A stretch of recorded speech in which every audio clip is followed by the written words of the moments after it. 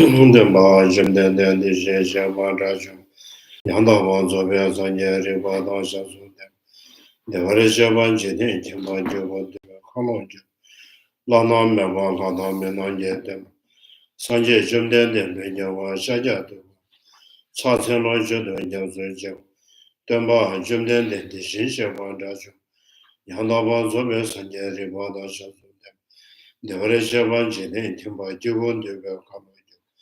Lana Meva, Lana Menonje, the Sanji Jumden. Benjava Shaja, Toba La Sasa, Chudo Jazuchi. The Ma Jumden, the Shinsha, Dajuma. Yanda Wanzobe Sanjari, Bada Shazum.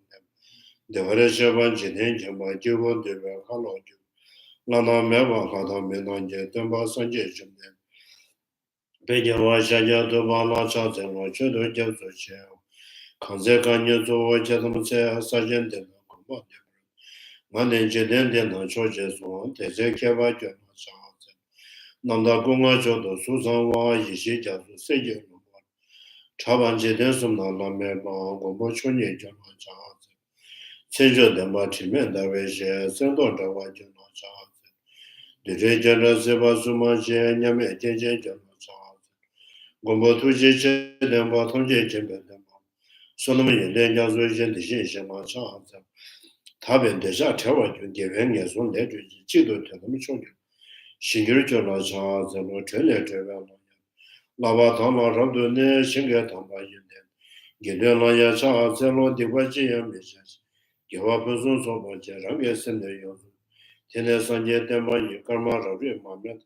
You must have a sugar down, melon, not a gender, the Jason of the Solomon the Atunja, why you go on to the ginger. Gadan Nadan Shiva love driven civil son, Jovan Jovaresho. To the teacher, the blessed one, the one gone beyond, the full destroyer, the completely perfected, fully awakened being, perfect in knowledge and in good conduct, Sugata, knower of the world, supreme guide of beings to be tamed, teacher of gods and humans, to you the completely and fully awakened one, the blessed one, the glorious conqueror, the subduer from the Shakya clan. I prostrate, make offerings, and go for refuge. To the teacher, the blessed one, the one gone beyond, the flow destroyer, the completely perfected, fully awakened being, perfect in knowledge and in good conduct, Sugata, knower of the world, supreme guide of beings to be tamed, teacher of gods and humans, to you the completely and fully awakened one, the blessed one, the glorious conqueror, the subduer from the Shakya clan. I prostrate, make offerings, and go for refuge.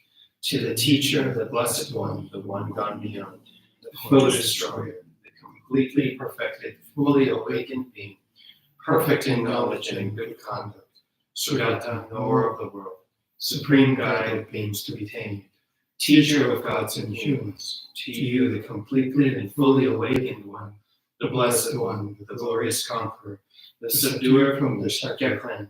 I prostrate, make offerings, and go for refuge. When the supreme among humans you were born on this earth, you paced out 7 strides and said, I am supreme in this world. To you who are wise then I prostrate.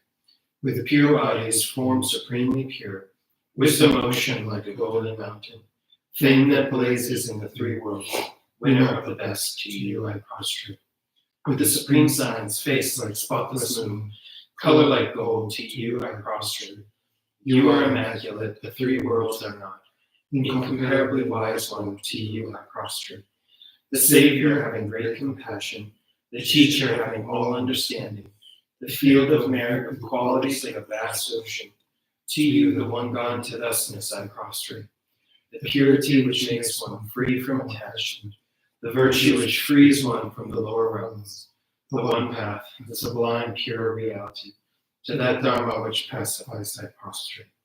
Those who are liberated and also show the path to liberation, the holy field qualified with realizations, who are devoted to the moral precepts. To you, the sublime community intended virtue, I prostrate. Do not commit any non-virtuous actions, perform only perfect virtuous actions. Subdue your mind thoroughly. This is the teaching of the Buddha. A star, a mirage, a flame of a lamp, an illusion, a drop of dew, or a bubble, a dream, a flash of lightning, a cloud. See conditioned things as such. Through these merits may sentient beings attain the rank of all seeing, subdue the four faults, and be delivered from the ocean of suffering, of aging, sickness, and death.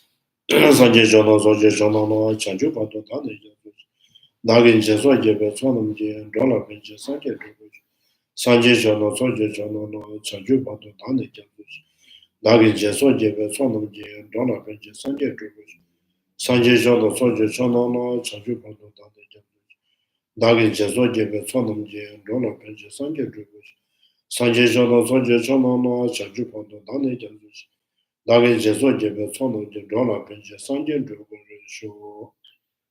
for refuge until I am enlightened to the Buddha, the Dharma, and the Sangha. Through the merit I created by practicing giving and the other perfections, may I quickly attain the state of Buddha for the benefit of all sentient beings. I go for refuge until I am enlightened to the Buddha, the Dharma, and the Sangha. Through the merit I created by practicing giving and the other perfections, may I quickly attain the state of Buddhahood for the benefit of all sentient beings. I go for refuge until I am enlightened to the Buddha, the Dharma, and the Sangha. Through the merit I created by practicing giving and the other perfections, may I quickly attain the state of Buddhahood for the benefit of all sentient beings.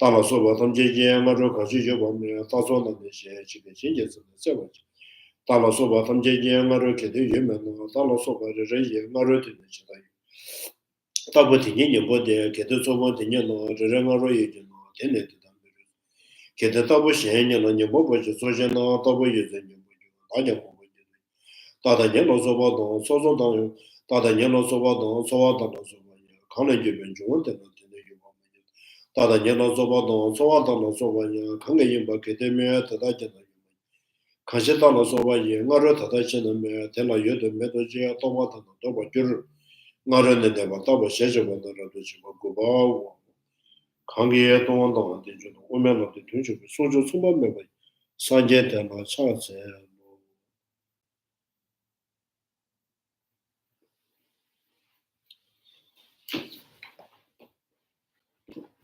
Yeah, I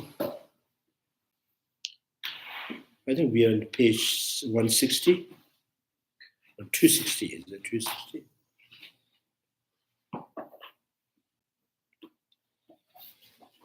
The same sutras state this.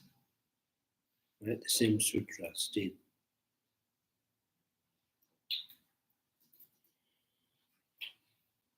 The same sutra states this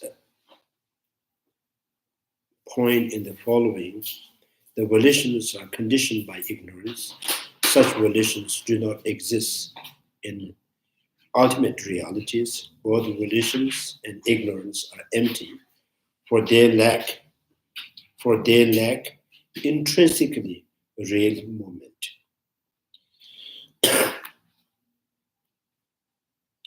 The first line presents the logical reason, volitions conditioned by ignorance, that volitions originate in dependence upon ignorance. The second line, that such volitions do not exist ultimate reality. Second line presents the thesis of, the karma is not ultimate reality. Karma not ultimate reality, or is karma is not virtue or non-virtue by itself. It is depending on other factors, intentions, causal intentions or beginning intentions, or the intentions that is associated with actions.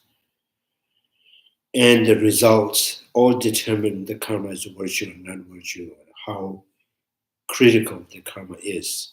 So therefore, the thesis of karma being not ultimate reality is a conventional or is a dependent, which is that the volition do not exist in ultimate realities.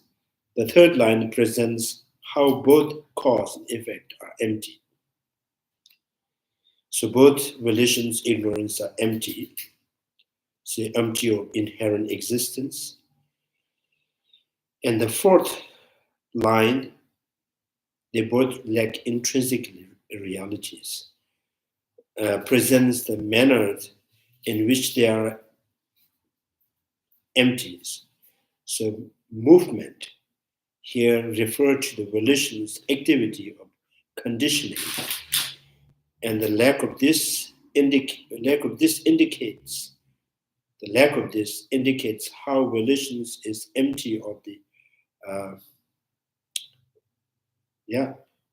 empty of volitions. This too is stated with the proviso. Is it proviso? Mm-hmm. So they're like intrinsic in the real movement, indicating how what is being negated is qualified. The qualifications has the same meaning as the phrase do not exist in ultimate reality in the fundamental verses on the middle way 2. The meaning of this sutra citation is presented as the following: that which originate in dependence on something is not, on the one hand, identical with others, but neither is different from it. It is therefore neither eternal nor annihilated. So this goes with every cause and condition, the substantial cause and their effect, like barley seed and barley sprout, previous life and this life. So then, like ignorance and karma. So ignorance are karma. Nor the karma that originated in dependence on ignorance is not identical. They are not identical. They are not different. So they are not different. So like this life person and in the previous life persons, not identical, not a different person. So barley sprout is not identical with their barley seeds, and barley sprout is not also different from the barley seed. So that brings you in the middles, not eternal, not annihilated. So not eternal means if they are identical, and the seed has to be transferred to the state of the sprout, without having been disintegrated, without having been disintegrated, or without having ceased to exist, it transferred to the state of sprout, then it's eternal, as a permanent. So if the previous life, without having died, it comes to this life, and then the person has to be permanent. So they are not identical because they has to be impermanent. They have to be impermanent. And then second, and having previous life being ceased to exist, having died, and it is not going to be discontinued or dissipated because the manifestation of this life as a result of previous life being died, right? So there's a continuation, and it is impermanent.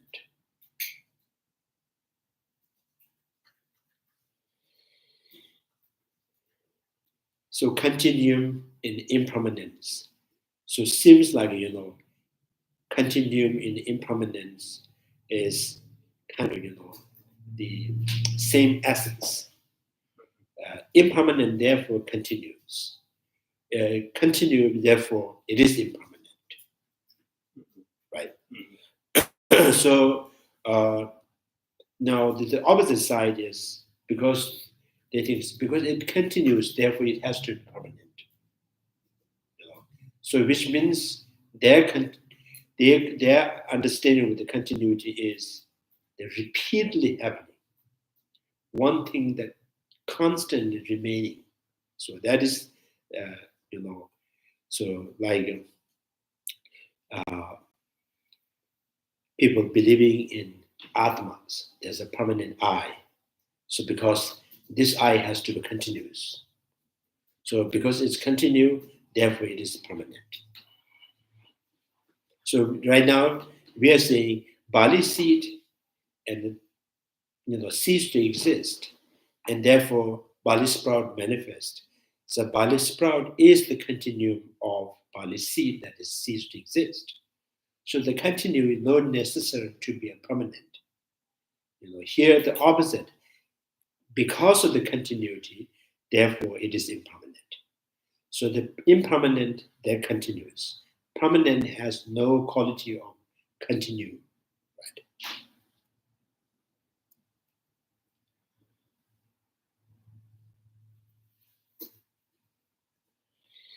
So that which originate in dependence on something is not, on the one hand, identical with others, but neither is it different from it, or it is therefore neither eternal nor annihilated. So this should be this understanding, this logic should apply to every cause and effect. So the every cause and effect, when the effect manifests, cause cease to exist. That proves the cause is impermanent, and effect manifests right after the moment the cause has ceased to exist. So that is the continuum, right? So then you don't have to think, you don't have to think of that. I go to next life. This really person is, goes to, physically transfer to the state of the next life. Yes. So it's a contradiction because you die and you go. This present self it is also going to die, cease to exist, disintegrate. At the same time, it is the one, the very person is going to the next life.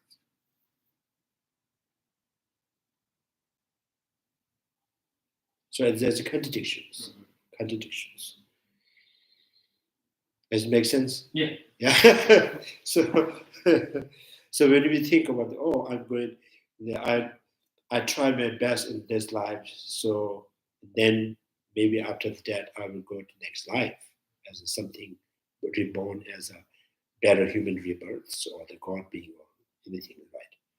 Something more fortunate runs. So many people think, so because of my good karma, after I died, so I'm going to next life means this very person is going. So that is the kind of leadings to the permanent self.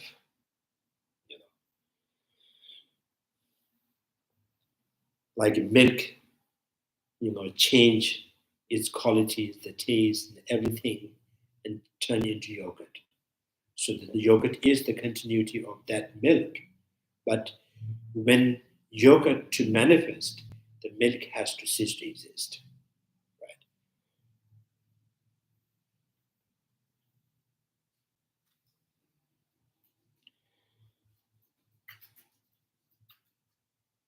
I think this idea, maybe because of this eternal thinking, the very continuity means that the very thing, the very cause has to be constantly existing and goes to the futures, present to the futures, past to the presents. So maybe this kind of concept, from there, they originate the cultures of people goes to the the dead body or dead, the buried one, and they're going to bring something that they want. If the person who died, he likes the sweet, and you brings the sweet. He likes something, food or flowers, and then you bring it. So they think he's still there. This very person is there.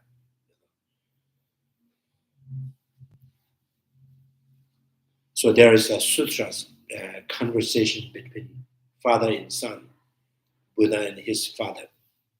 So one of the questions raised by King Shuddhadan. So there's still culture that practices in India at the time, and the king that goes to cemetery or cemetery, right? And then they remember that person who died, and they bring clothes and the foods, all the things. And the king says, we do that practice, but do you think really there is a person who is going to eat it? And the brother says, when the person died, his tongue is also died.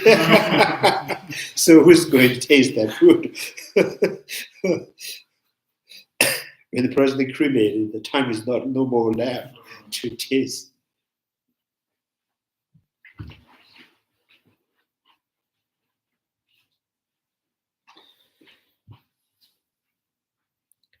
So that's not the cause and effect. The cause ceases to exist, effect manifest. So this cause and effect are not identical, not different. So this was in the Prasangic schools, very emphasizing nothing born from others.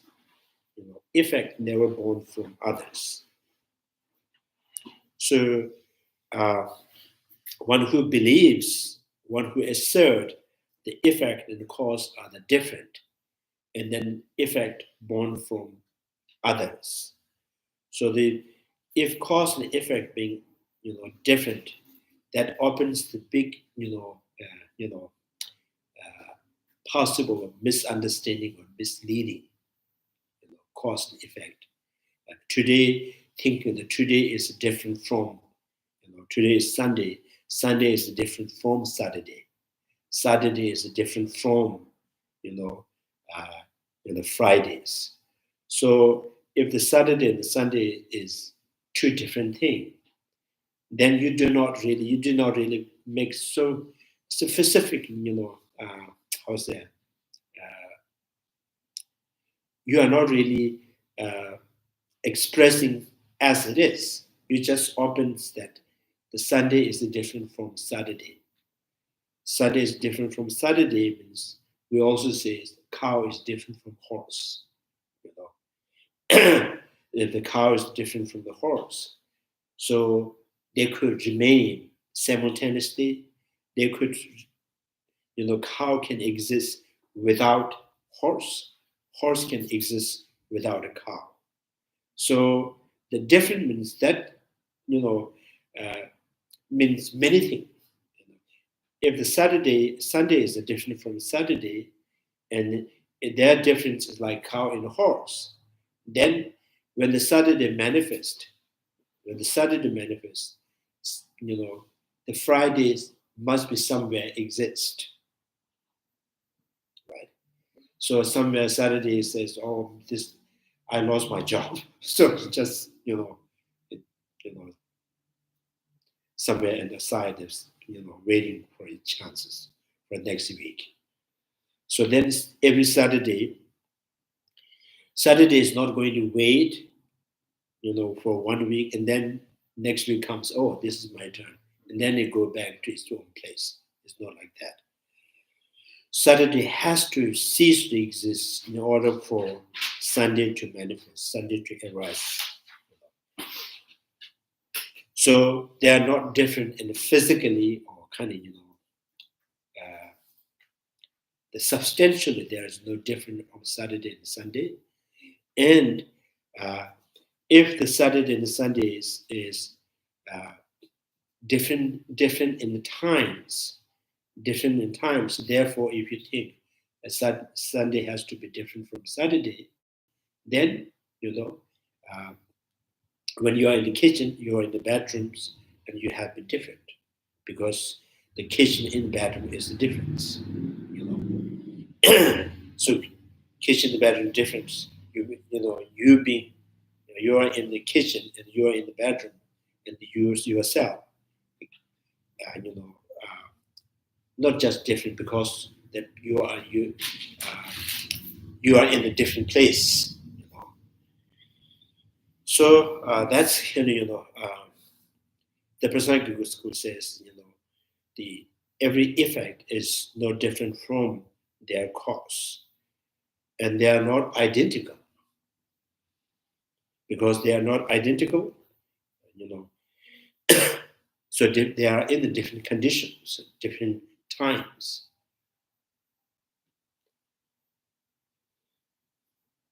So how intrinsic arisings does not exist in any manner. This has two parts: refuting the view that assert existence by virtue of intrinsic characteristic, and rejecting the objection. Rejecting objection arises. Rejecting objection arises against such a repetitions. Super powers,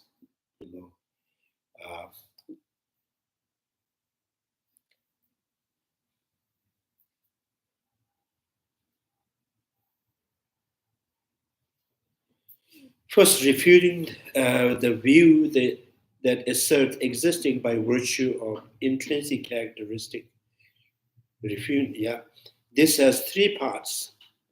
The consequences that an Arya's meditative equipoise would become the cause for the destruction of the things. If things do exist intrinsically, at the same time, the Arya's noble wisdoms reveals that everything is absence of intrinsic existence, then there's a contradiction. So either you say this Arya's wisdom are wrong perception, or if the Arya's right perceptions, Arya wisdom is right perceptions, and Arya wisdom is the destroyer of the things, because things has intrinsic natures. From the Arya's wisdom says no intrinsic nature, so it is destroying, the actual kind of, the reality of the things. So the consequence of the Arya's meditative equipoise would become the cause for the destruction of the things. The second is the consequences that conventional truth would withstand reason and analysis.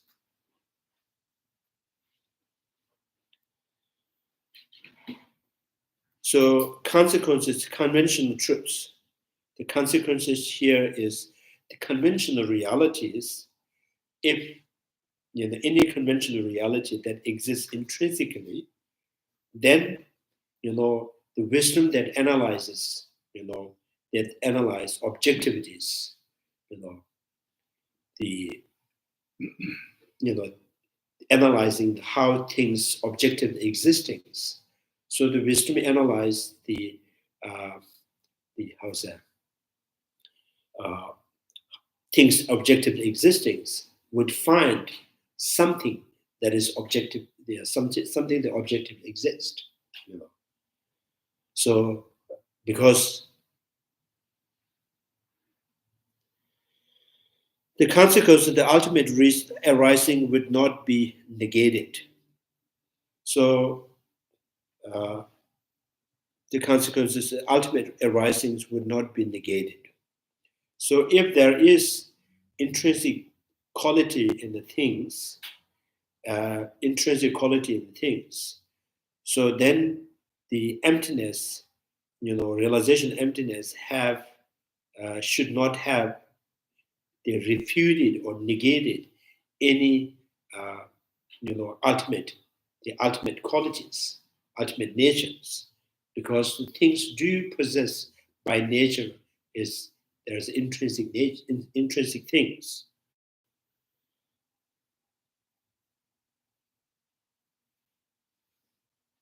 So here the one point says things do possess intrinsic nature, intrinsic quality, and then the contrary for that. So then says, oh, Arya's meditative equipoise must be the destroyer of the things. And then second, this is, oh, if things do exist, intrinsically means realization emptiness. Realization emptiness not emptying the ultimate nature. So all realization emptiness has found things do exist intrinsically. Right? And then third is this, the truly arising the arising of the spirit as a truly existing as not negated by the wisdom. So these are Prasangika school always stated like the consequences reasoning. Chandrakirti states that one must accept without doubt that their statements there is no intrinsic arising with respect to any phenomena. So logically, this is a point we must definitely accept. We should not assert the contrary, saying it is not appropriate in these traditions of Chandrakirtis, the Prasangika school, to possess a standpoint. So now it contrast if the intrinsic characteristic of things, such as a form or feeling, were to arise as dependence upon cause and conditions, though its own essence, through its own essence, this would imply the logic directly perceiving emptiness of the intrinsic existing of all phenomena, which realize the emptiness by denying such nature of the things.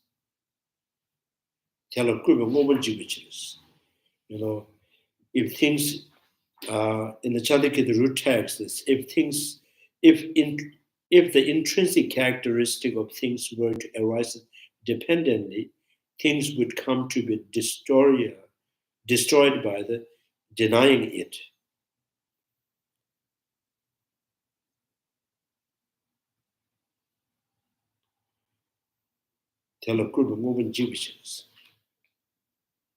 So it's almost like so there's two options if you accept things do exist by their own essence or their own virtual characteristics, and then you cannot say the Arya noble wisdoms has directly perceived everything as absence of intrinsic existence, because you both cannot be true, right? So if you accept the Arya's wisdom has realized everything is absence of intrinsic existence, then at the same time you think things do possess the intrinsic quality. So the Arya wisdom has to be the destroyer of the things, reality, things of the reality.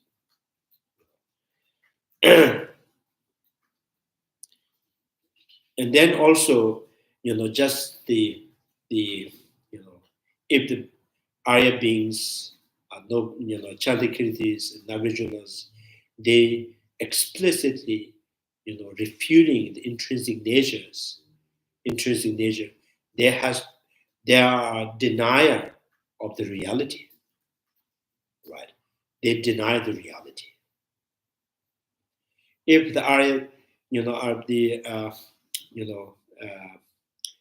Nagarjuna's Chandrakirti, Aryadevas, and Buddha explicitly negating the intrinsic nature in the phenomena. So things do exist opposite way, and they are they denies the realities. If they are true, so as they refuted intrinsic natures, and things are absent of intrinsic natures, and then things cannot possess any intrinsic qualities. If things do not exist, uh, intrinsically, and conventional realities cannot be stand with, you know,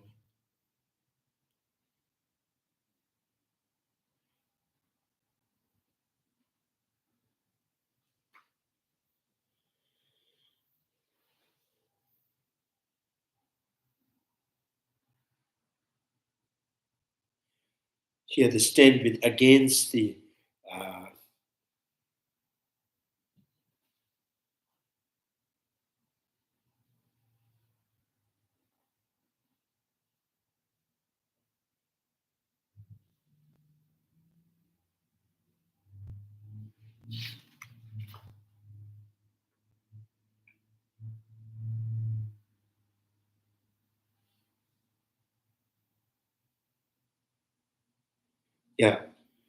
yeah, conventional truth would stand with reason analysis.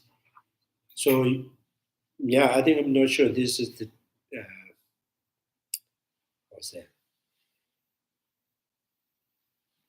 Tanya Deba Rikpe Jesuba means Rikpe Jesu means conventional reality. If they can stand, with the reason that analyzing the objectivities.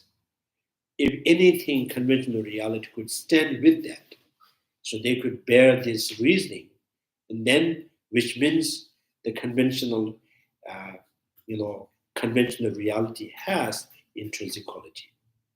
If uh, conventional realities could not stand with the reason analyzing the objectivity, so which means no conventional reality is truly exists. Conventional reality is unreal, right?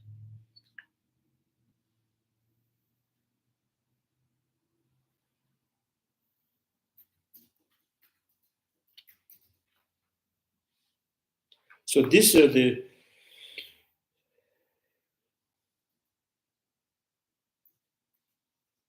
three as a big topic. Yeah, I still remember in a Giluk exam. So one of our senior monk was struggling with memorizing these three things for because his exam was afternoon, so morning was memorizing this. So,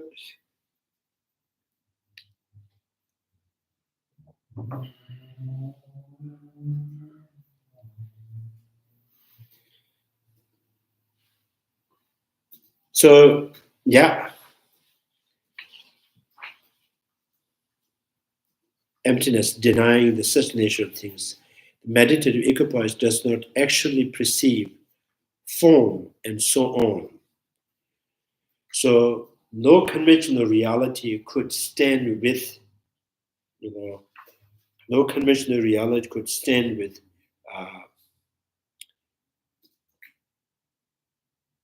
and withstand is the same. Yeah, right. Stand with reason analyzing the objectivities, which means if any conventional reality could stand or to be bare with, analyzing objectivity, so then the Arya noble wisdoms, direct realization emptiness, must have directly explicitly perceived conventional reality, right? It's like a form, a feelings. The wisdom Arya's noble direct realization emptiness uh, does not perceive or imagine or conceive or realize any conventional realities. Cannot be. It's not possible because it's totally meditating in a total, observing in the absence of intrinsic natures. There is no concept of feeling, form, you know, uh, you know, uh, sound, smell, taste, textures. There's no concept at all because all these color, sound, smell, taste, tactilities, and the concept of relations are, could not stand with wisdoms analyzing the objectivities because when you analyze when you analyze with objectivities, and all of them disappears because this is why we call unreal conventional reality unreal. Like uh, like a dream elephant and dream horses and elephants. So if there is no objectively you can examine, you know, you can examine the dream horse and the cows. So like the magicianal phenomena, magicianal things. So there is no way they could stand with any examinations, right? When you examine, so what is that? Is that the horse or is that the the how's that? Uh, any kind of magicianal things, are they true or not? So then nothing could really exist.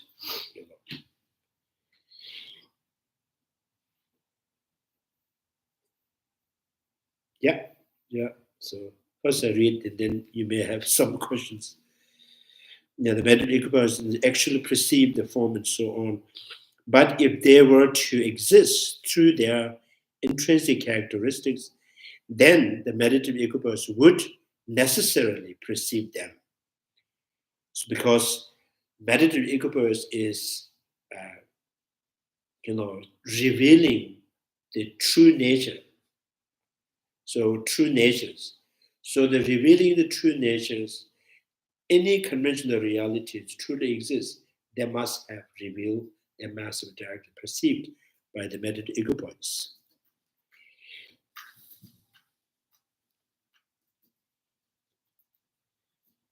Necessary to perceive them, so it does not. And if this were so, these things would then become the non-existence. These things would then become non-existence. If they do become non-existence, it would then be case that what was existing prior to the meditative equipoise would subsequently come to be destroyed or the ceased. So the meditative equipoise would become the cause for their destructions. So just as a hammer and the like are cause for the destructions of right? And yeah, vase and the like. Seeing emptiness too would then be cause for the destruction of the nature of the things, thus uh, denigrating them, but it is illogical their intrinsic characteristics, and we must never uphold such notion of intrinsic arising. Now those madhyamikas who accept arising by virtue of intrinsic characteristics do maintain that even though things exist through their own intrinsic characteristics, this does not constitute and has the admission of true existence. They assert that if phenomena such as forms exist through their intrinsic characteristics, this does not necessarily entail that they are perceived within the direct vision of the suchness. So they may claim such things, but that this degree of the objectivities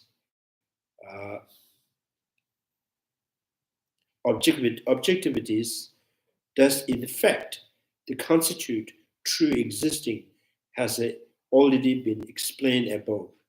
I will elaborate on this point further below as well. So the opponents cannot avoid the flaws revealed in this argument above. So this is the kind of, the between the autonomous, medieval autonomous school and the Prasangika schools. Autonomous school says things do have the intrinsic nature, but they are not truly exist.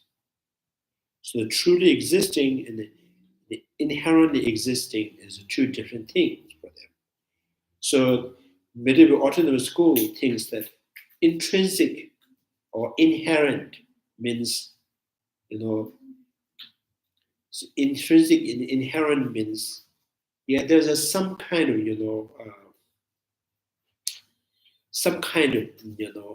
how to say, base, some kind of basic, the fundamental, the existing from the object side. Maybe just go, his own one time mentioned there's one American psychology, the old man mentioned his illness. So he was, professional in psychology. So he said, when the anger and any emotions, so out of emotion, what you see, 90% of that is proven wrong, not exist, all exaggerations, which means he is accepting the 10%. There's something that that can be the condition for what makes you angry, what makes you attached. The 10%, 90% is all exaggerations. So similarly, in the medieval autonomous school says there's some percentage degree of true natures or kind of degree of existing from their own side. Like for example, colors. So this color has some degree of the existing from their own essence. But color is not all true as it appears to the eye consciousness, to the thought consciousness. It's 100% not true, but there is some degree of, intrinsic qualities. So they're all very much afraid of, like Prasangika school says, so things do not have any inherent quality at all, not in the particle level. There's no tiny. So everything's, basically from the basic side, from the object side, nothing really exists.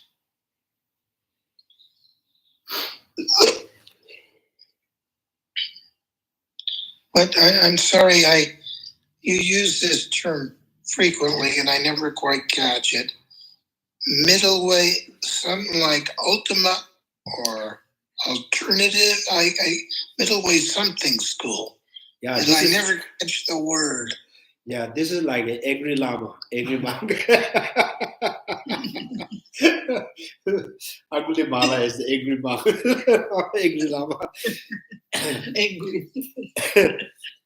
Medieval autonomous schools. The medieval school are divided into two, and the Prasangika school, the autonomous school, Rangyub.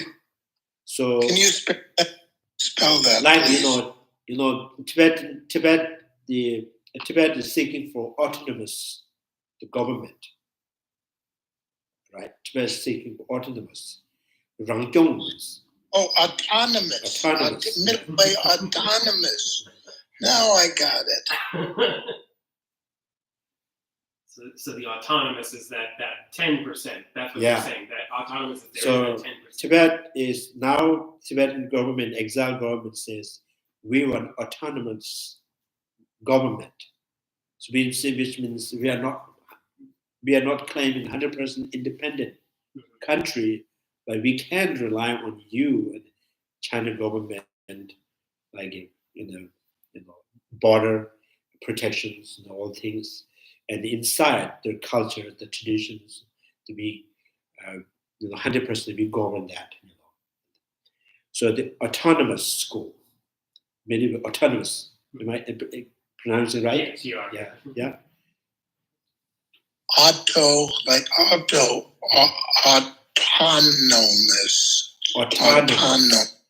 Autonomous. Yeah. Yeah, autonomous. So in Hindi, autonomous is 86.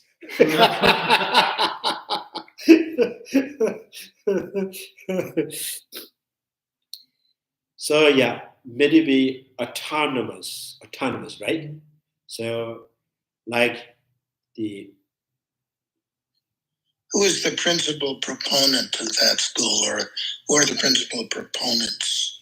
Yes, Chandrakirti, the great master Chandrakirti, Kamala Shila, and Baba Vivek.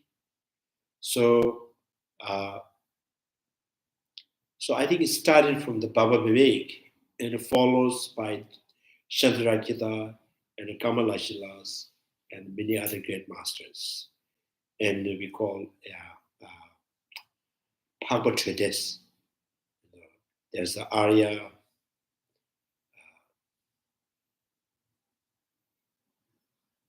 There's one of the great masters who make the commentary on Asanga's text. So they are all followed very autonomous school. So medieval autonomous school, they are kind of so frightened by the Prasangic school point of view of negating, inherent or intrinsic qualities. So they think if you negate intrinsic qualities and you have nothing left, so you have no basis for, possessing the law and cause and effect. There is no samsara, there is no liberations. But, the intrinsic qualities, intrinsic natures, intrinsic means, there's something, there's some degree of things that, that proves the existing from object side.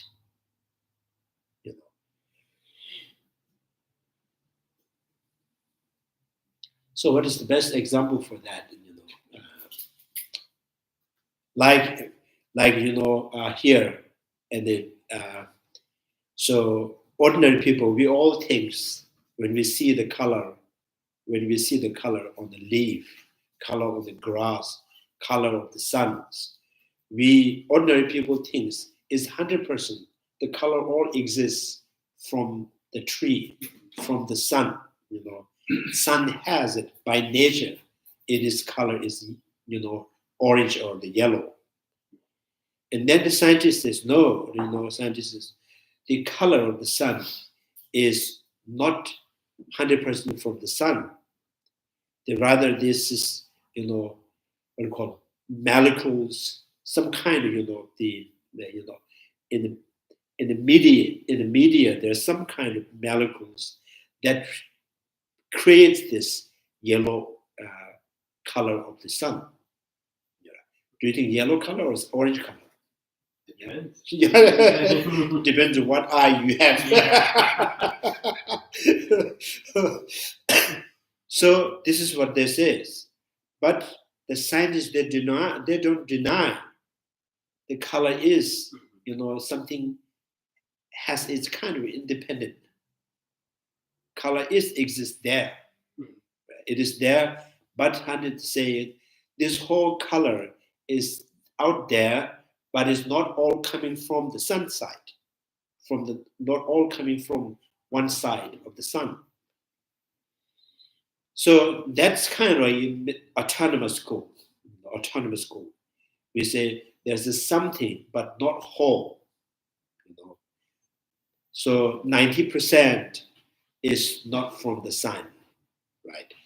There's a something, So because of the light, without the light of the sun, you cannot see the color of the sun, right? So similarly here, the medieval autonomous school thinks that the color do exist by its own essence. So now the question is, if the color do exist by their own essence, why? Then we ask questions to the medieval autonomous school. We ask questions: if color exists from their own essence, so why don't you say this is truly exist? And then medieval autonomous schools says that color do have, the quality of existing from their own essence, but when it comes to the perception sees, the perception sees that color is independent. Color is independent. So that is not truly exist. Your consciousness sees the independent color. So we are negating independent colors. We are not negating or emptying the color that exists, the essence of its own side.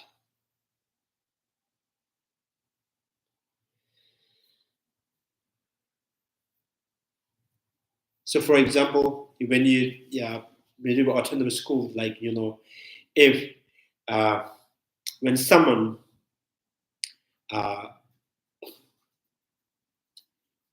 if someone smiles at you, you think that someone is smiling at you, and you have this person who is smiling, the friend is on the back of your side.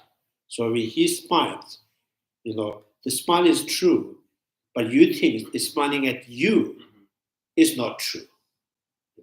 So that person is smiling at the person on the back side of you, like this.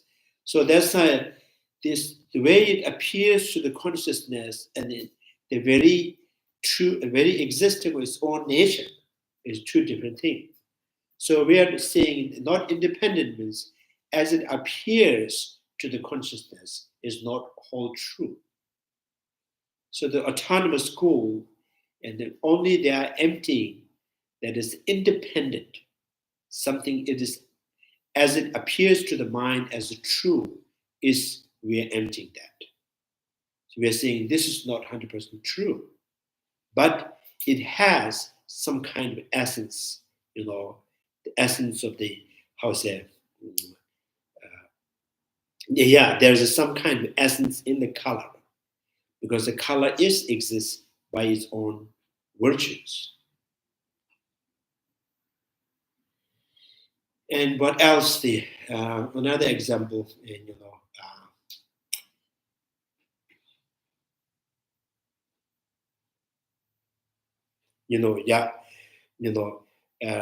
medieval autonomous school, anger and attachment. And anger and attachment sees the anger sees 100% unfavorable of that person.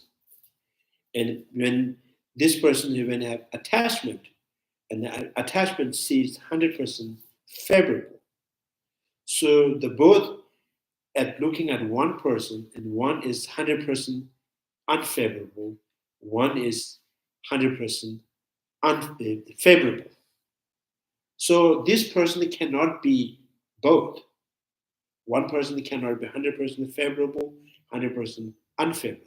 If 100% unfavorable, he cannot be unfavorable. If he is 100% unfavorable, he cannot be, favorable. So the medieval autonomous school says that the person has the quality of, favorable and unfavorable, not 100%. There is some degree of the favorable and unfavorable in that person. Now the 90% has to be projected and imposed, with your emotions. So the Prasangic schools is, like Prasangika is like, like sword, just cut everything. Prasangika schools, there's nothing from the person's side, the favorable or unfavorable. Even your 10% of favorable, unfavorable is, again, it is projected by the mind. So favorable and unfavorable is mental creations, it's mental construct. So medieval autonomous school, so the favorable and unfavorable exists by their own nature or in its own by its own intrinsic qualities. The 100% favorable, unfavorable is not truly exist.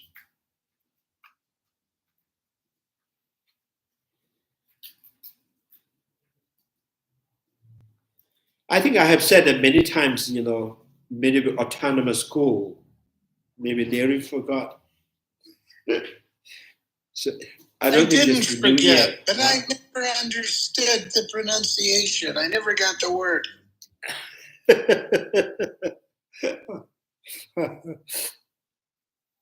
I think I've said that maybe I did not open that much bigger mouth, so just autonomous school says. Now I would say autonomous, So, so depending on how big you open your mouth. So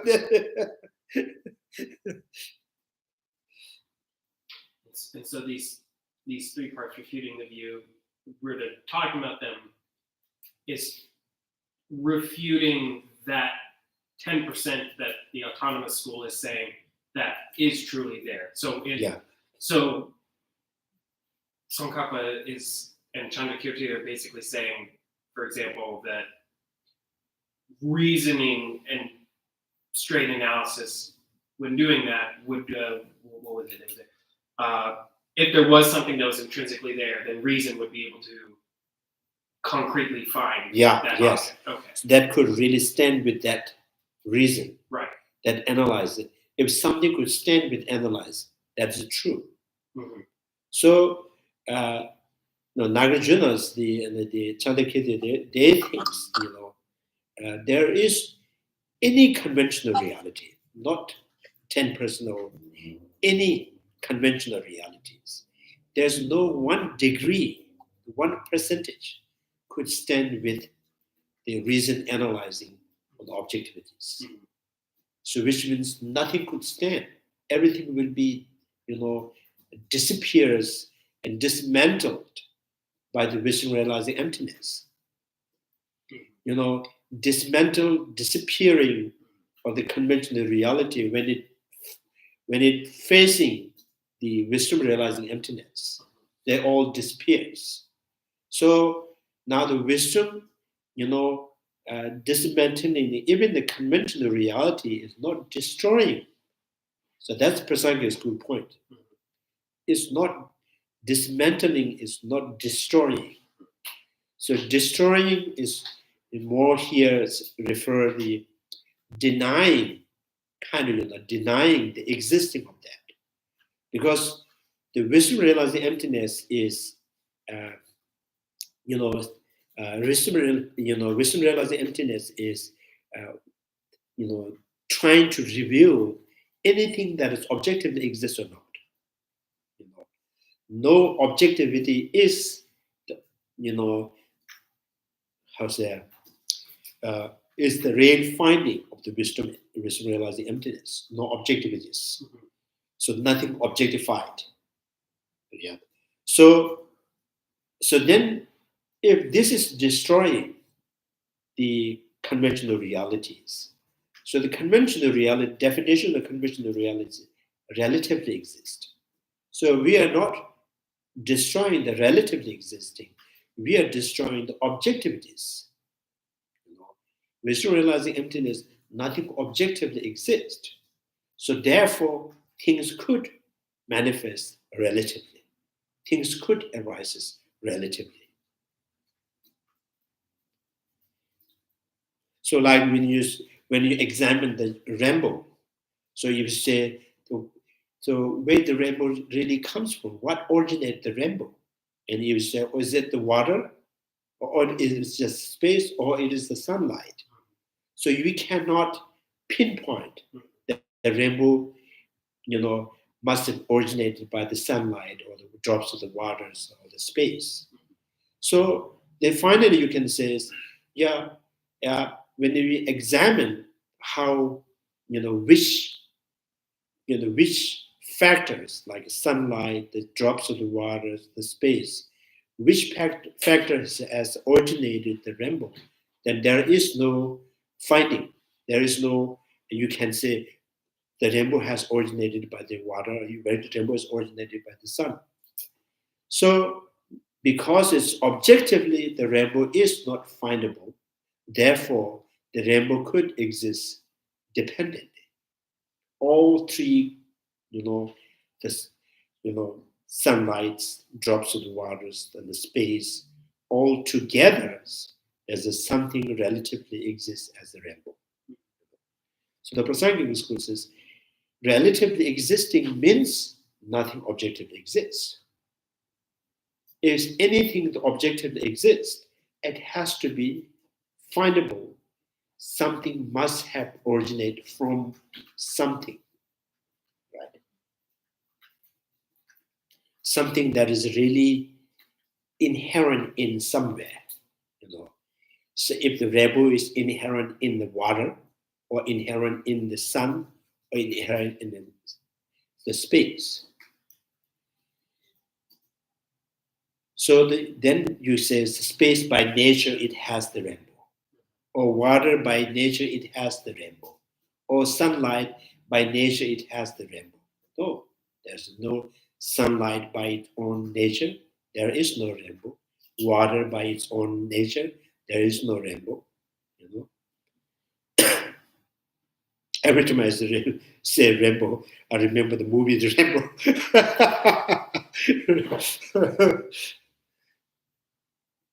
So this Prasangika school, saying that, that things relatively existing is nothing objectively exists. You cannot say some degree of the objectivity is there, right? So the 10% or the 5% or even the 1%, there is no objective, there is no objectivities. The color is not inherent in form, not inherent in space, not inherent in light, not inherent in your eyeballs, eye sense powers. But altogether, in the context of the many things together, there's something appears to you as a color. So then that is conceptualized by your thought. When the thought is conceptualizing, and then it gives name or colors. So that, that is called identify in a single unit. And then colors identify in a single unit as a orange, yellow, blue, many things. So as you identify the green as a single unit, if that is independent, and that green has to be independent from the yellow, green has to be independent from the blue. If the green is independent from the blue and the yellow to arise, green and the yellow has to mix together. There is the green comes. So this proves green is by itself, by its own essence, not independent from the blue, not independent from the yellow. So the green is also not inherent in the blue, not inherent in the yellow. But put together, there's something can appear as a green. It seems like a lot of people don't like to hear this type of reasoning because it doesn't go one way or the other. I don't know if that makes sense. It seems like everybody wants, oh no, it has to definitely be this or this. And because it seems almost frustrating that you have to be able to recognize that it does, it also does not. Well, maybe not does, also does not, but like in that way that it so people be like, no, that doesn't make sense. It's, That's the true intrinsic objectivity is true home for us. This has been home for so many lives. So be comfortable with that objectivities. So that's your comfort zone. So, Yeah. but you don't find it comfortable, but you don't want to go beyond that because I'm not used to it. That's too new for me.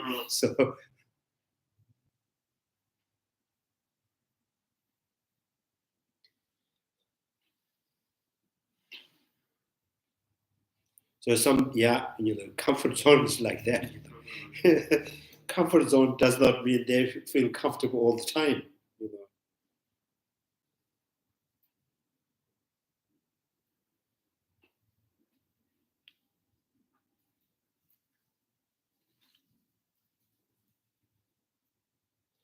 So we try to find, Nagarjunas and the Chandrakirtis and Aryadevas. There is another home that we have never lived, we have never found. So that house gives the permanent state of peace. So, in all the Buddhist school of thought, including, Chandrakirti, minimum autonomous says, I'm still not sure I can go there or not.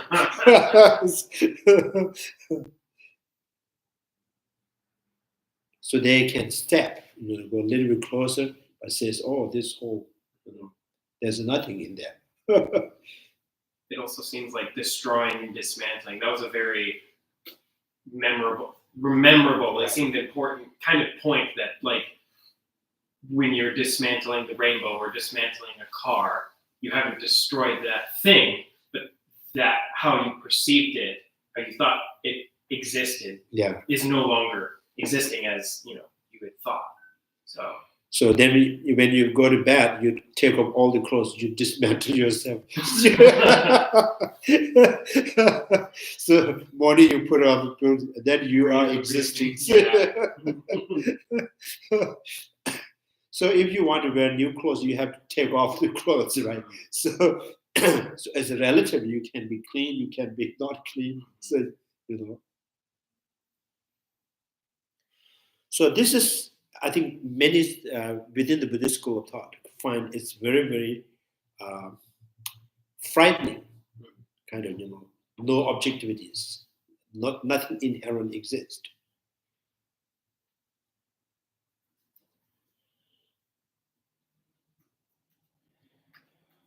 I think I find one of the things I find most strange, there is, of course, this intellectual process of dismantling, and maybe this process maybe exists on a non-intellectual level, I don't know, but it certainly exists on an intellectual level.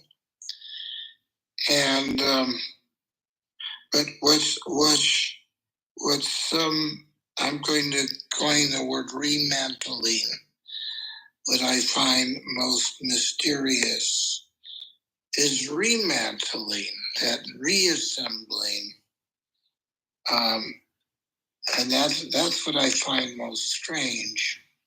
Not right, because presumably there's a continuity. It's neither the end or the beginning, the same or different, or I suppose it's not even both the same or different. I've heard that before. It's not both, it's not neither. But then when we hear the story of the Bodhisattva that you've told a number of times, who his limbs are cut off by the king, and then they reassemble. And I have some difficulty with that idea or story, because that kind of It doesn't mean there's anything intrinsic. It doesn't defy that the kind of logic of Madhyamika, but you would think you can't reassemble the same way. There is some continuity, but just like when someone dies, they don't go into the same identifiable self. You can't say there's a self. There's certain things that continue that usually aren't identifiable, at least almost always aren't identifiable.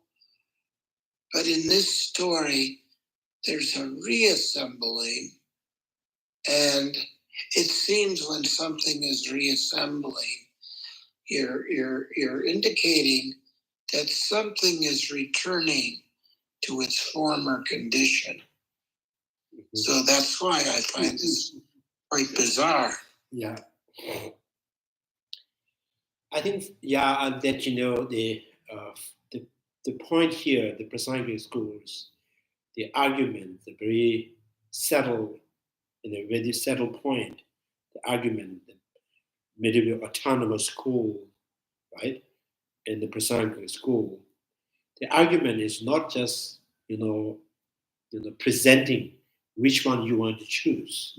It's not selling in the market. Here is saying, so we're all seeking for wisdom that can really pacify all the negative emotions. Which wisdom has more power to pacify negative emotions? Which can bring more effectively sustainable peace? The Prasangika school says this is the wisdom that we found. This has the power to pacify all negative emotions. So your wisdom may have some potential, but it's not really directly opposing to the ignorance. So if your wisdom is not directly opposing the ignorance, and then some degree it is, what you call inefficient, right? To eliminate, the negative emotions, because it sees some kind of the objectivity target there. Anything that target that can feed the emotions.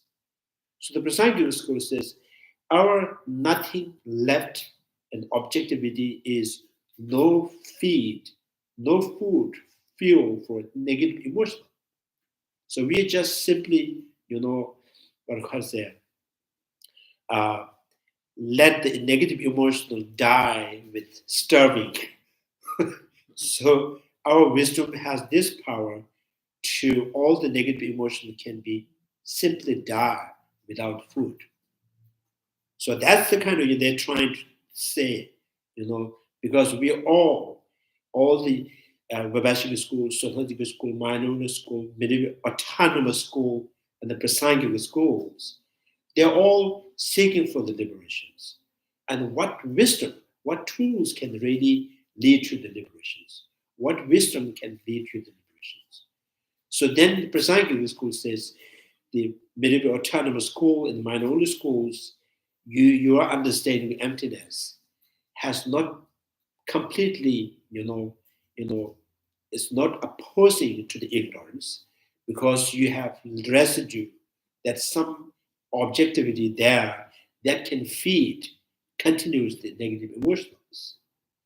So we, the Prasangika school, total absence intrinsic natures mean nothing from the basis. There's nothing at all from the basis. Everything has to be relatively exist, dependently arising. So then we can starve negative emotion, make them starve, right?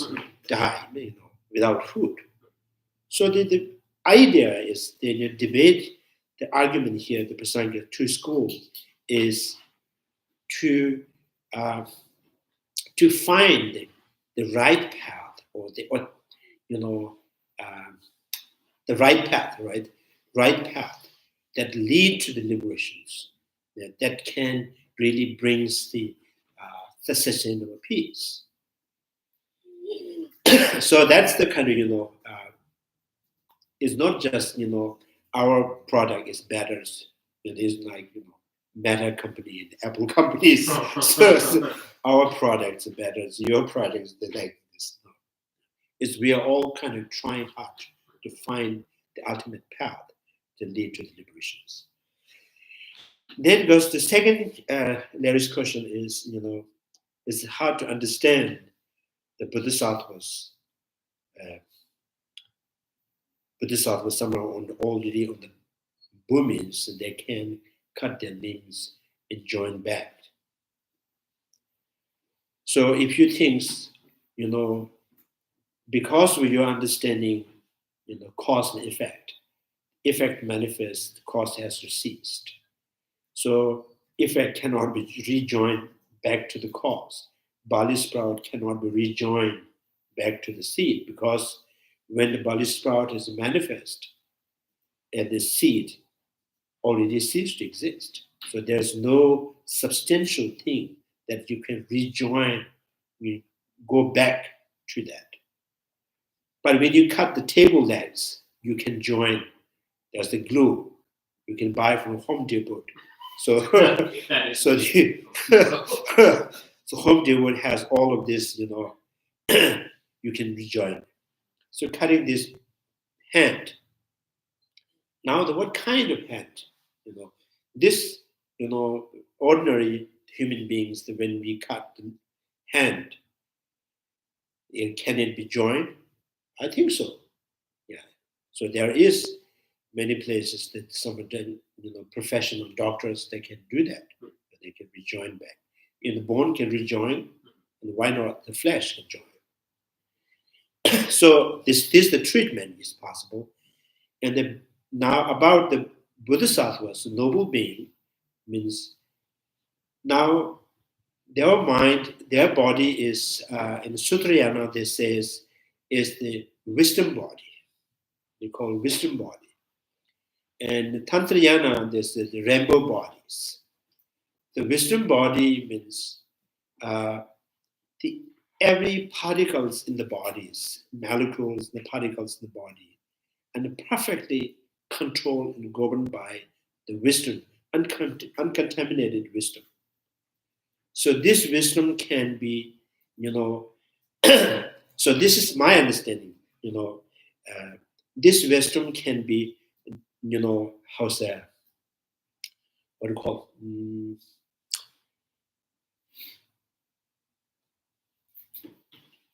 Particles that can, loosen. Wisdom can do, because by the power of the wisdom, so they can join back and become substantial, concrete, and also they can let it go. So, like some of the Bodhisattvas in the story, they say they can, go through the walls. So they have the body that you can see, they can talk, but can also go through the walls. So in the text, there is no really clear description of how this really, happening. There's just is the qualities of the, power of the concentrations. But the noble beings' bodies are called wisdom bodies. Our body is called, mental, governed by the contaminated mind. So the mind that is, governed and controlled by ignorance and the karma. So their consciousness is, the uncontaminated. So that consciousness, the uncontaminated consciousness, govern and control every part of the elements. They are powerful enough to, they're dismantled all the particles and particles, and they can rejoin back. So I think that's, maybe that's the kind of, this is why, there are many of the stories there's, so the Bodhisattvas, there's in Beijing, in the Tibet, there's a first Beijing Rinpoche, when he was 25 or something, 25.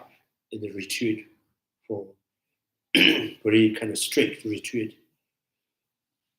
So after the retreat, and then he finds this kind of qualities. So he can dive in the mountain like a fish in the ocean. So this happened.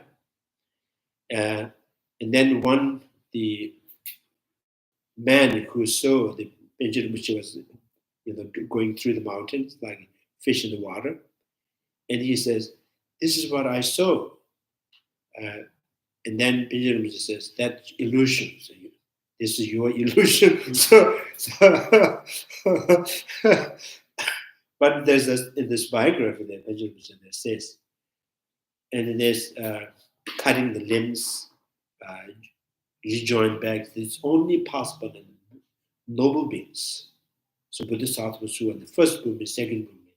So from the beginners, the Bodhisattvas, even the Buddha says, is strictly, not allowed to cut the limbs, cut heads. So Buddha says, until you reach, from the first bhumi and second bhumi, Bodhisattvas, for the beginners, right, are not allowed to, in the practice of generosity, they are not allowed to give the eye and hands. So it's strictly prohibited, right? Prohibited. Prohibited, yeah.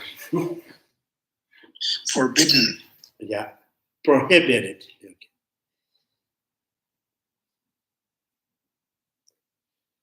And proviso, not proviso. Okay. So,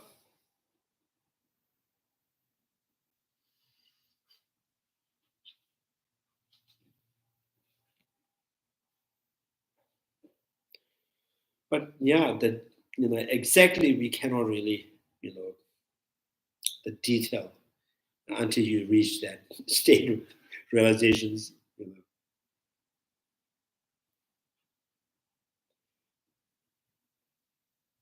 Even the scientists, they see these kind of possibilities. The atoms, the particles loosen and then join back.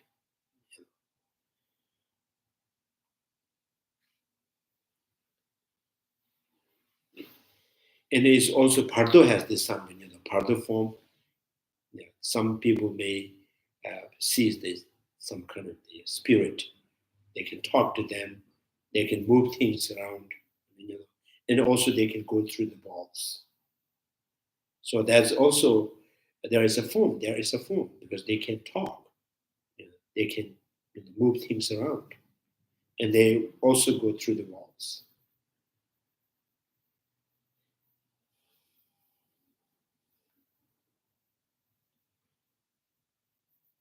So the cause and effect is the different. Cause, the effect manifests, the cause cease at the time, as a simultaneously. This is why Chandrakirti says, the cause and effect is like two sides of the scales. One side goes down, one goes up, and simultaneously.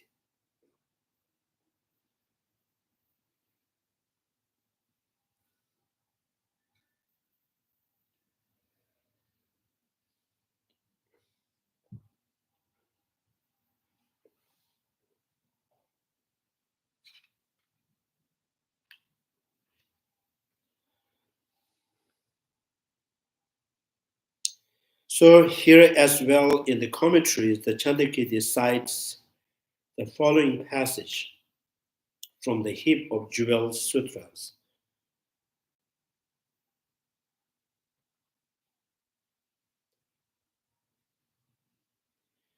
I think, Kashyapa is like a king of the god, maybe Kashyapas. Furthermore, the middle path, perfectly discerning the reality, does not make phenomena to be empty. So, perfectly discerning reality. So, the wisdom is not making things empty. phenomena are empty, themselves empty. The wisdom realizing emptiness is not emptying, emptying the things, emptying the intrinsic existence. So things themselves are empty of intrinsic existence. That ultimate reality has revealed by the wisdom. So that is the kind of big statement here. So Kashyapa, I think is Kashyapa. The Kashyapa is Wusung. So one of the disciple of the Buddha. So in the discussion, the Buddha says, Kashyapa, furthermore, the middle path, perfectly discerning reality, does not make phenomena to be empty. Phenomena are themselves empty.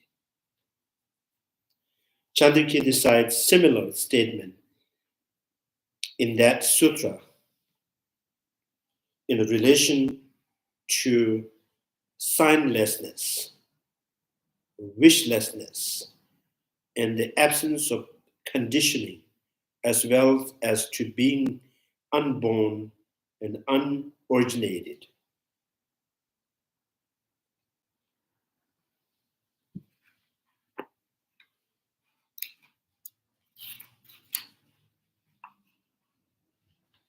Geshe, I just wondered, are you familiar with this Heap of Jewels Sutra at all? Is there anything just offhand you might be able to tell us about it that would shed more light on this very interesting statement below the Kasyapa quote that Chandrakirti cites similar statements in that sutra in relation to signlessness, wishlessness. That's the first time I've ever heard this term, wishlessness. I'm not quite totally sure what that means, though. It sounds like there's some aspect of resting in beingness where you have no wish to do anything. You may be a wish fulfilling jewel, but wishlessness. I've never heard this term. I think here in Tibet, you say in Tibetan they say "Tsema meba," memba. Memba means sometimes it can be wishful thing, wishing, and also memba means the desire, something desirable object, desirable. If the signlessness means there is no,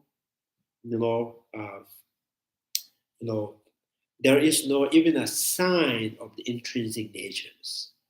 So how can there be desirable intrinsic quality in the phenomena? So the undesirables, which means, So member is desires. Means, for example, in the two bodhicattas,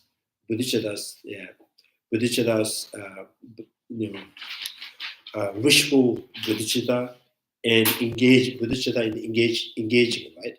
Two. The wishful thing means, so you have a wish to attain enlightenment for the sake of all sentient beings, but your practice in the practical level, you have not gained yet, which is realizing emptiness. You have,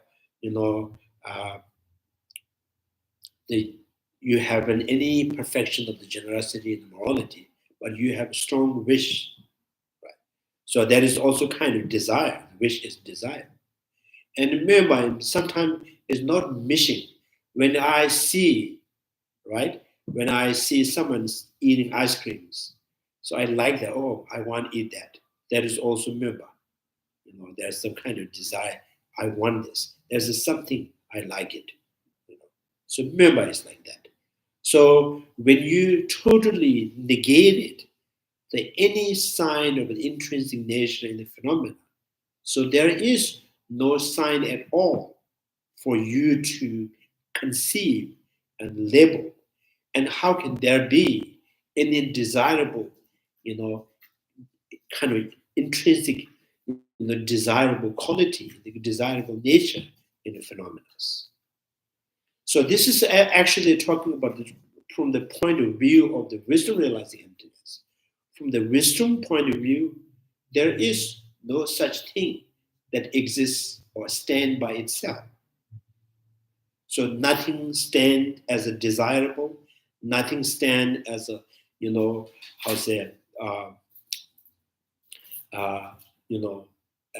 any sign. There's nothing really,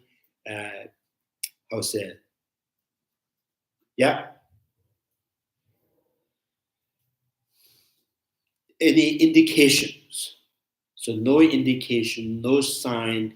So therefore, nothing found to be desirable from the point of view of the wisdom, from the point of view of the absence of intrinsic nature. So now, when you go with relatively, this thing's here, then you can, conceive something, you can imagine something, you can label something. And with that sign, the sign that you have imposes has the sign, and that sign can be basis for your desires, your wishful thinking, and so like compassion, generosities, the patience, all work with this sign. The sign, it is not intrinsically exist, rather is imputed by your own, from your own perspective, because you are comparing. You're just relatively comparing things, and you find something is desirable, something is not desirable. So even as you say the favorable and unfavorable. So if you think, if you don't have any unfavorable in object, and also you do not find anything is favorable.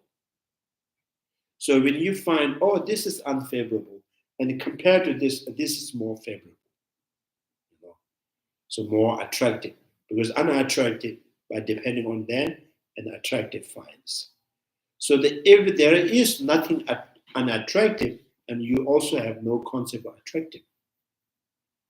So the very attractive is also the existing and depending upon unattractive. That very unattractive is to exist to the mind. Again, mind has to be reliant on attractive. So this totally related, relatively exist. So that sign, the attractive and unattractive, the imposes and presented by your thought.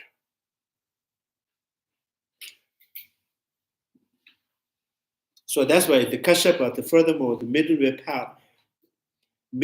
path, perfectly discerning realities, means middle way paths, the perfectly discerning reality means the middle way path, perfectly understanding the emptiness. That wisdom sees signlessness. There is no sign of any intrinsic natures. So therefore, there is no wishfulness, or there's no desirable, because there's no sign of existing.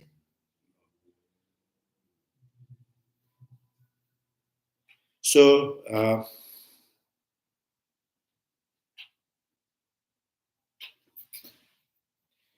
so the absence of conditioning, so nothing is conditioning, so nothing is causing, nothing is conditioning, nothing has manifesting, because this all cause, condition, manifestations, effect, the consequences is relatively understood.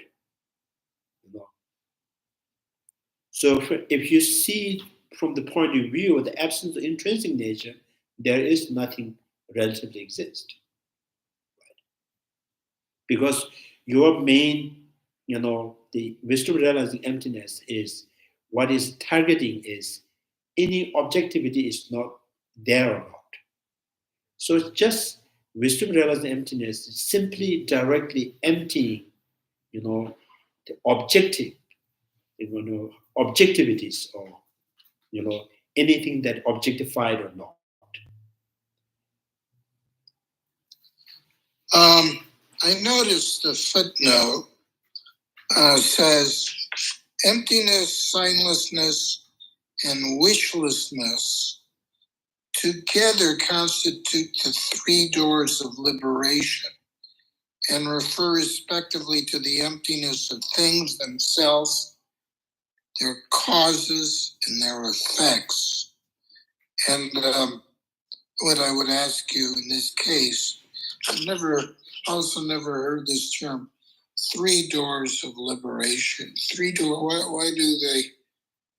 Why do they speak of three doors of liberation? Yeah, side door, the front door, the back doors.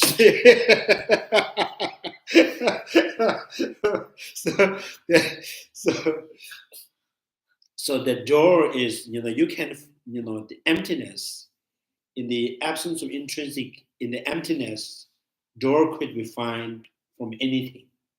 So the door from, signlessness means there is nothing intrinsically. When you analyze, like tall, short, and how is it, good, bad. So when you analyze objectivities, you find, there is no sign of east and west. There is no sign of tall and short by its objectively existing. So you find this is the door for your liberations. You find you have revealed the wisdom realizing emptiness by analyzing on the sign.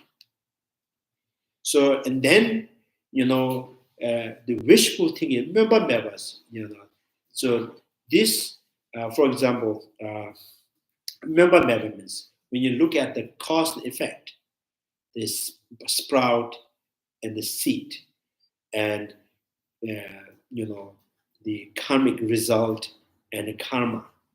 So this is called wishlessness. So there is no the consequences of the karma that is objectively exist. Right. So this you can, for example, is the karmic result, the consequence of the karma is objectively exist. So what we call the consequences of the karma, result of karmas, is appropriations. Something that is appropriated in this life by appropriate conditions of your afflictive emotions and the karma in the past that appropriate for the result in this life, right? So that's called appropriations. Now, if you have any consequences of the karma that is committed in the past, as a result, you have any appropriation in this life, and then which one you want to really point in. So if you're talking about your body is the consequences of your karma, your appropriations. So the body, within the body, which part of that? The liquid part of this, or heat, or the space, or the air?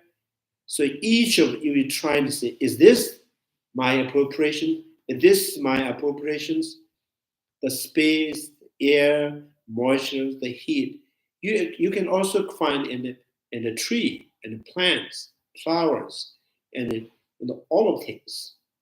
So then we don't call the tree has appropriations of the aggregates, appropriation of the feeling. So if you try to pinpoint appropriation of the aggregates, the physical aggregates, objectively, then again there is no appropriation of the body. You cannot say my blood is my karmic result. my heat in the body is my karmic result of the previous life. So this, not the flesh, not the the skin, not the flesh, not the bone, not the bone marrows. Yeah. So that each of these, there is nothing at all that you can pinpoint. Yes, this is my appropriation. Right. So this your appropriation of the aggregates is also not objectively exists, relatively exists. So with this body, what I find, in this life, short life, a long life, successful life, and unsuccessful life, then we say this is what I have as the consequences of my previous life. So within this body, short life, long life, healthy life, not healthy life. But you cannot say this the blood is my appropriation. This heat is my appropriations. So the appropriation of the aggregate body is again relatively exists, relatively possessed. So which means who found this? Is your eye has seen the appropriation of the aggregates? No. Have you smelled this appropriation aggregates? No. Have you tasted? No. And what kind of texture of this? And then we have no idea. But we believe, we understand there is the result of the karma, within the body, with this body. And with this body means, is it in the body? Is it a part of the body? Again, we have no idea. It's unfindable.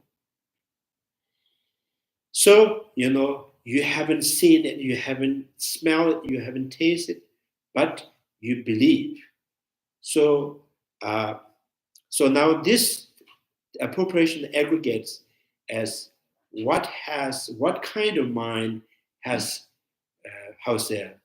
reveal or understand or has known. Then we say it's thought consciousness. Your thought consciousness conceptualize, then having short life, having unhealthy life is the result of the karma conception. So so this kind of the analyzing, no result objectively exists, no result of the karma objectively exists, no positive result of the karma is objectively exists, no negative result of the karma is objectively exists, is the door for the liberations with wishlessness. Because we are analyzing on the result. Normally, our desire is for the result. We're going up to the result. The result is not objectively existing, is the door to the liberations with wishlessness.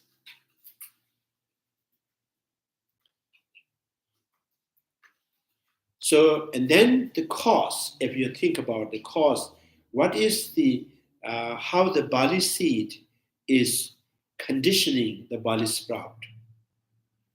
So any cause, Bali seed and their corporate conditions,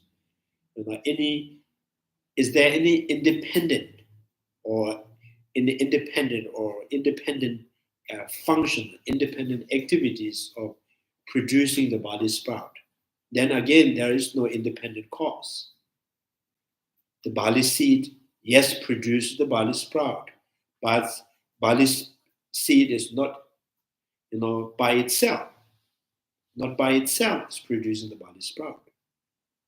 So Bali sprout with soil, with water, with sun, with wind, and there is, So you cannot say this part is producing, this part is not producing it.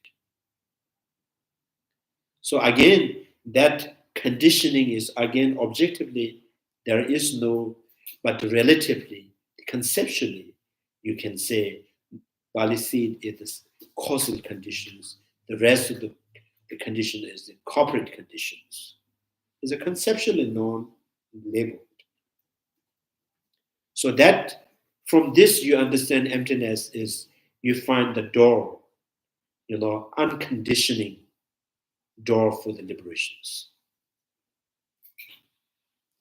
So door for the liberation means, you find, by analyzing in the conditioning, and you find the wisdom realizing emptiness that lead to the liberations. And you focus, or you specifically analyze, focusing on the result. How do they really objectively exist?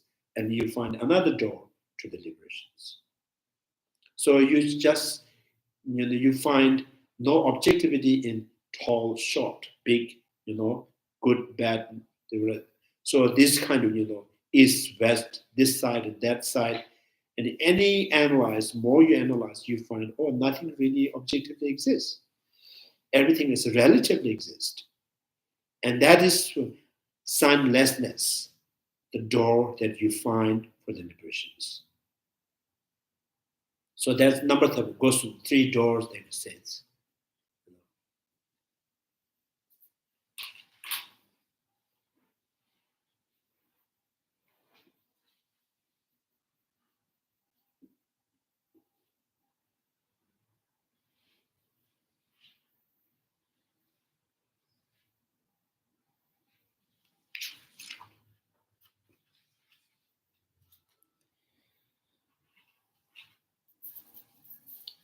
Yeah. No questions? It's 4 o'clock, so. I feel quite sad and a lot of anguish that after so many years, probably because my effort is so bad, I understand so little. I feel sort of desperate that I look back at my years and I don't feel I've accomplished much. I think there's, more you understand, more you can find not understand. The little you understand, and you find that the more understand. So you keep, you just keep digging and digging. So, this is not enough. This is not enough. This is not enough. And you just bring 1 spoon and say, I have to dig it. so that's, that's the one you should not be discouraged, because the more you have, you have what do you call it, tools to contemplate, which means you have collectively gained some kind of knowledge. But because you are not satisfied, that's a good sign. We always has to be hungry with knowledge. That's not enough. That's not enough. So deeper you understand, the more you understand, and that also makes you know I have less understanding. The physics, they says, you think you understand something, which means you do not understand. So if the physics people who thinks I understand, they stop, improving. So you have to say, I do not understand. So the understanding is not like you're the feeling in the stomach, and then you say, so no more. I understand too much. So understanding is the feeling, the knowledge in the space. Disappears. That disappears. I want more.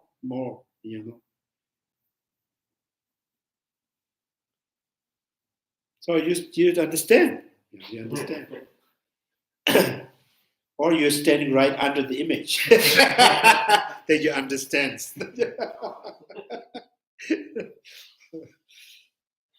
Chanju semje rinpoche, ma jeba na jeji, jeba nyamba, meba nyo, kono peba.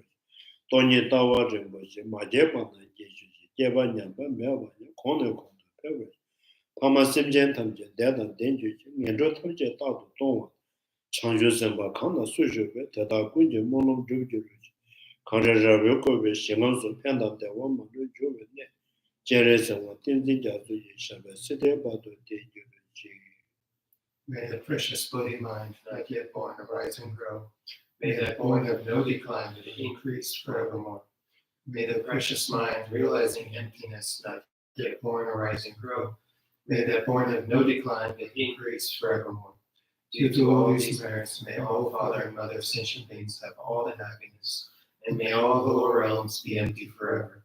Wherever there are Bodhisattvas, may all their prayers be accomplished immediately. In the sacred land surrounded by snow mountains, you are the source of all benefit and happiness. O powerful Chandrakirti Tenzin Gyatso, remain in this world until samsara ends. Thank you very much. Bye-bye. Thank you.